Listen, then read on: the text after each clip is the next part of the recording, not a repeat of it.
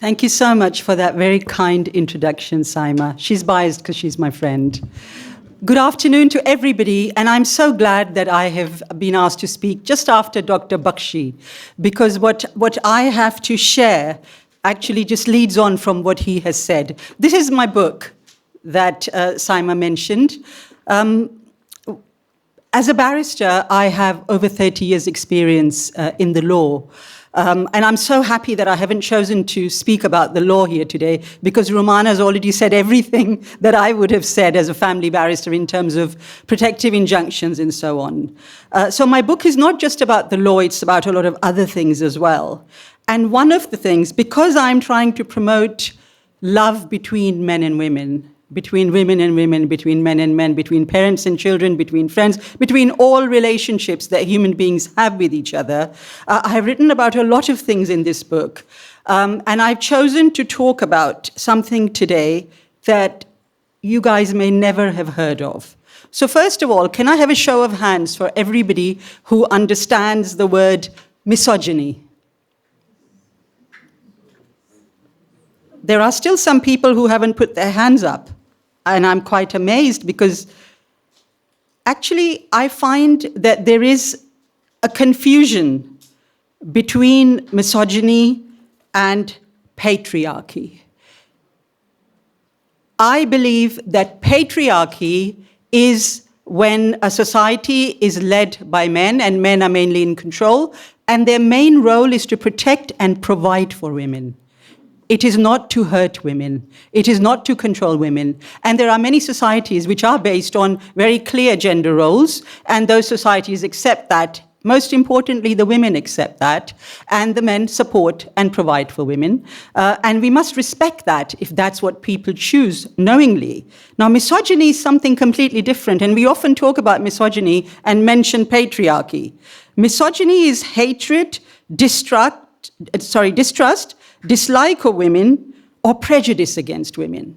And can I also say that this attitude can be held by both men and women. So it's very important to remember that it's not only men who are misogynists, there are also women who have these beliefs, and we really need to look inside and tackle a lot of these beliefs. So, okay, a lot of you have heard of misogyny. How many people here have heard of the word phylogeny? Phylogeny? Excellent, there are at least two. I know there are two types. One is a very medical term, which is with an E. But I'm talking about the phylogeny with a I and a Y. I'll read out the description for you. It is, in fact, more or less the opposite of misogyny. Phylogeny is the love or liking for women. Phylogeny is different from chivalry because a man can be polite and chivalrous even without liking women. It is also different from being charming and impressing women for ulterior motives. Phylogenists take genuine, active steps to remove discrimination women suffer for, or show love for one woman by doing something unusual and remarkable. So I would say that Dr. Bakshi is a phylogynist. That's how I would describe him, because he's taking active steps. Now, women cannot make progress and eliminate all the discrimination against them without the support of men. Now, we know this from history, and if we go back into history, we'll find that men supporting women is not a new phenomenon. It has existed for hundreds of years, and I'm going to mention one man, and I'm going to ask the audience whether you've ever heard of John Stuart Mill. Two people. I think we come from the same sort of reading interests. John Stuart Mill was born in 1806 and died in 1873. He is said to be one of the most influential thinkers of the 19th century. He was a philosopher, political economist, and civil servant. He served as an MP in the Liberal Party from 1865 to 1868. Now, we're talking about 1860s. 1860s? He advocated equal rights for women in general, but wrote a specific work called The Subjection of Women. This is one of the earliest works on gender equality. He said that men and women's relationship with each other was simply, and I quote here, the legal subordination of one sex to the other, which is wrong in itself. And now one of the chief hindrances in human improvement, and it ought to be replaced by a principle of perfect equality. It is highly commendable that a man born in 1806, roughly around the same time, women were freshly out of the stigma of being called witches. And a lot of you would know that for hundreds of years, women in England were burnt as witches. And do you know what the test was for whether a woman is a witch or not? She was thrown into a river. If she drowned, she wasn't a witch. But if she came up, she was a witch. So either way, women lost. So this idea of men supporting women comes from hundreds of years ago. But I stumbled upon something really interesting when I was researching for this book. I stumbled upon a man called Sean Gold. Has anybody ever heard of Sean Gold? Not even people who know about phylogeny? Sean Gold has actually written something called the Phylogenists' Pledge. Because you see, we all talk about what the government can do, we talk about what NGOs can do, we talk about everybody else, we don't often talk about what we can do. And Sean Gold actually talks about what we can do, particularly men. And I believe that one of the most effective ways to change the world is to write about the change you want to bring. So Sean Gold has written this pledge, which I have quoted in my book. The first thing he says is men of quality are not threatened by women for equality. He says, I believe that in order for the women's movement to be effective, a corollary, men's movement must be present. I take this pledge as a way to state my conscious support in moving forward to change a broken system. And these are the resolutions, he says, every man must adopt. And there are only 10 of them, and I will read those out, and then I will take your lead. So he says, number 1, I will lead by example in the way I talk about women. I know that my children and friends pick up on the generalizations I make about women, whether positive or negative. Intentionally or not, I shape their identity about what it is to be a woman and how to expect to be treated for being one. Number 2, he says, I will not accept traditional role models. I believe that a true partnership between the sexes demands a different concept of marriage, an equitable sharing of the responsibilities of home and children, and economic support of the family.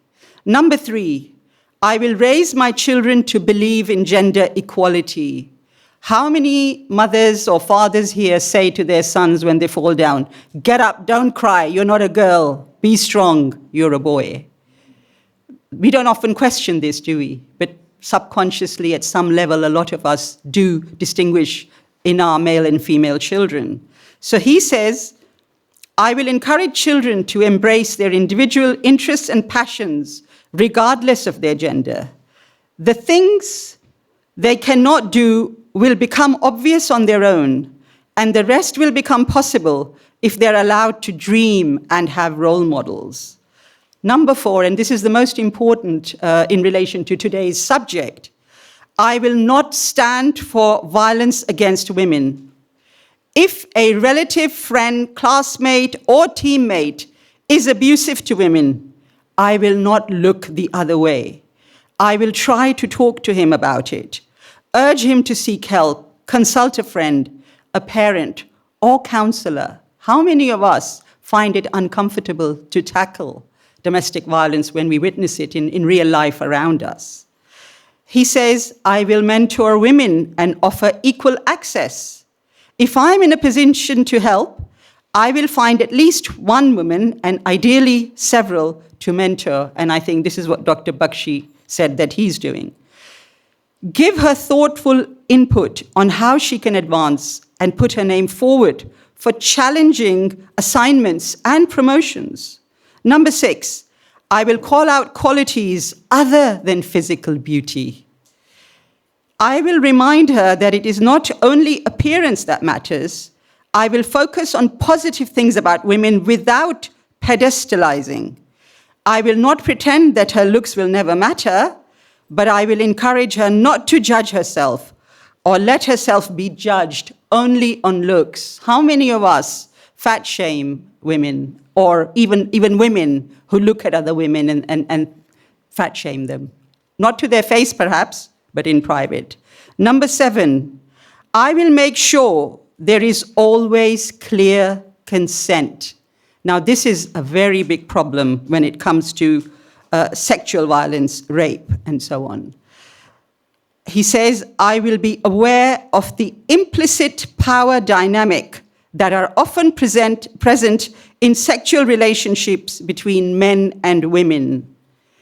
I am aware that consent is clear, unambiguous, and involves the word yes. It is not the absence of a no. Number 8, I will not support politicians who marginalize women. I will not support politicians at any level of government who betray or ignore the principal idea of equal rights and opportunities for all sexes. Number 9, he says, I will learn about the history of the women's movement. I will learn about the history of the women's movement so I can educate youth on what women of history have done and how their sacrifices made possible the rights and freedoms that we enjoy today. Number 10, I will accept discomfort. I will understand that changing a broken system takes work and it will not always feel good. Conversations about sexism, racism, transphobia, privilege, cultural appropriation, and other social issues are all related. I will accept discomfort as an important sign that we are all making progress and we still have a lot to learn. Before I leave you today, I want to pay respects to this lovely lady sitting here who talked about, she's given me, I've never done this before, but she's given me the strength to share this. But I am your daughter, in that my mother and I went through exactly what you went through. But I'm the daughter who went and did law and became a very successful barrister. And I've been married to the most amazing man for 30 plus years now. And I've turned around my mother's life, totally. Thank you so much for listening to me.